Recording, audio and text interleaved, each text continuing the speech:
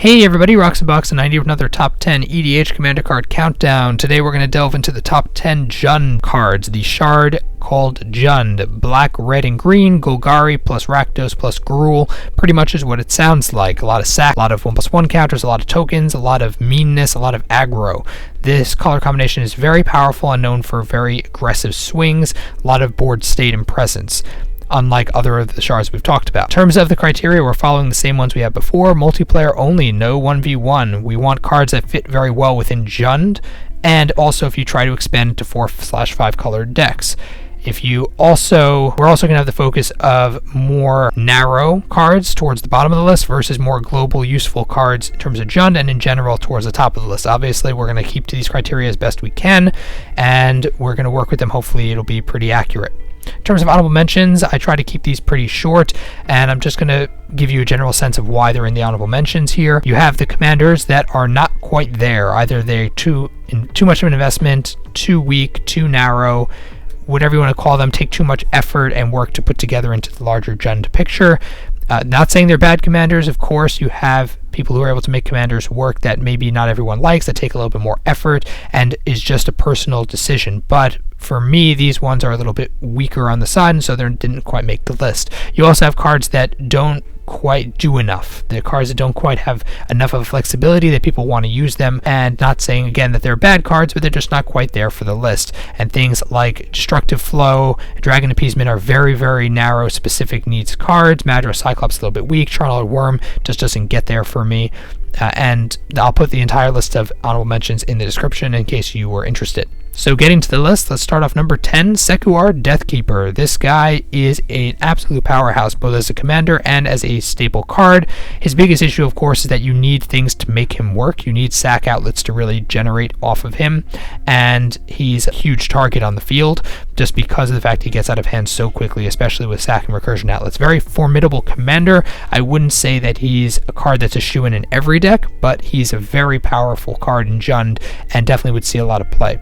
Number 9, we have Kresh the Bloodbraided. Kind of the same as Sekuar, but he definitely sees a little bit more play because of the fact he can just go anywhere and get out of hand. I mean, for me, my biggest issue with him is that he takes work to make him work. He can get absolutely bananas as a commander, absolutely bananas even as a creature in a deck, but it takes a lot of work. Otherwise, he's just a big dumb beater. Just because he's at 100 and that's it. You have to give him abilities, you have to make him more unblockable. Yes, there are fling effects, which is good, but as you see, it takes work to get him there, and he's a humongous target on the field. So for me, he's a little bit lower. I don't think every deck is considering him. Number 8, Jund Charm. This card, I think, is pretty decent in terms of its flexibility. It can exile cards, gets rid of Reanimator, dealing 2 damage to each creature, takes care of a lot of token decks. 1+1 counters can be nice, throwing them on a commander for Voltron swings. It's definitely a flexible card, very good. As we'll get to another charm in the list, this card is a little bit weaker than that one in my opinion, but definitely flexible, nice card. Number 7, Lavalanche. This guy is Bonfire when before the Mythic. This was a rare Bonfire, and it definitely does a lot of work in Commander. It's sorcery speed, yes. It doesn't have Miracle, yes, but it's a very nice sweeper to deal with one player. It takes out a wave of creatures, especially a good way of dealing with opposing tokens. A very flexible card, definitely goes into a lot of Jund decks, and even non-Jund decks would consider potentially running this card. Number 6, we have Prossh Skyraider of Care. This guy is pretty much the top curve of just about any Jund deck out there. He gives you sack tokens. He gives you the tokens can be used to make him more powerful. He's a huge swinger. He does a lot of work. You can also sack and recur him if he decides to be your commander. There's definitely a lot of flexibility with him, and as a 6-drop, when you're running Jund, that means he's towards the top of your curve for most of the deck, which makes him a very powerhouse drop down, and a lot of decks would want him.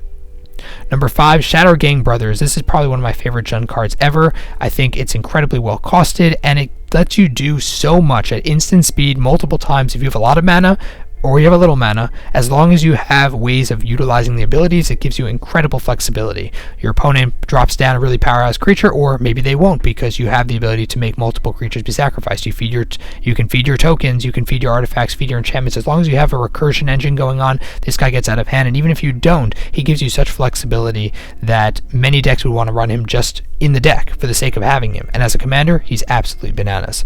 One of my favorite cards in Jund.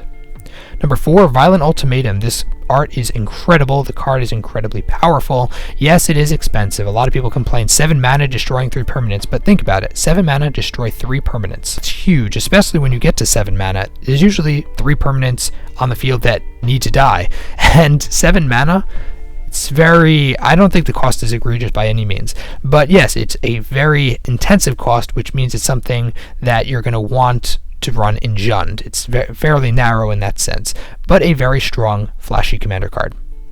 Number 3, we have Daragaz Charm. This card I think is a little bit better than Jund Charm, personally, just because it lets you get something back from your hand. 3 damage is far more targeted, so you can deal with commanders, or you can you can finish off a player, which in aggressive stance is very easy to need to do, or you can get that final pump to push through the damage, whether it's your commander or whether it's just general damage. It pretty much does everything that Jund wants in it, and that gives it a huge swing. Number 2, Broodmate Dragon. This card goes in just about every Jund deck. 6 mana for 8 power on the field that are flyers is huge. The fact that it's 2 separate creatures, very easy to sack and recur, very easy to reanimate, very easy to abuse in so many ways. It's huge, it's swingy, huge amount of power.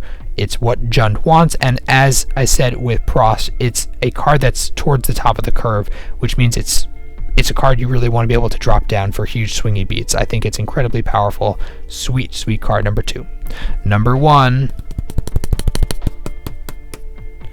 Oh yes, His Highness, Hellkite Overlord is number 1. Because he's just that awesome. Whether you're reanimating him, whether you're landing him for a final swing push through, whether you're pulling him out of your deck via, I don't know, via tooth and nail. I mean, this card is just absolutely bananas. It's huge. It embodies Jund. The artwork is incredibly awe-inspiring. I mean, even the flavor text from Sarkinvol. The dragon has no pretense of compassion, no false mask of civilization, just hunger, heat, and need. It pretty much is what Jund is.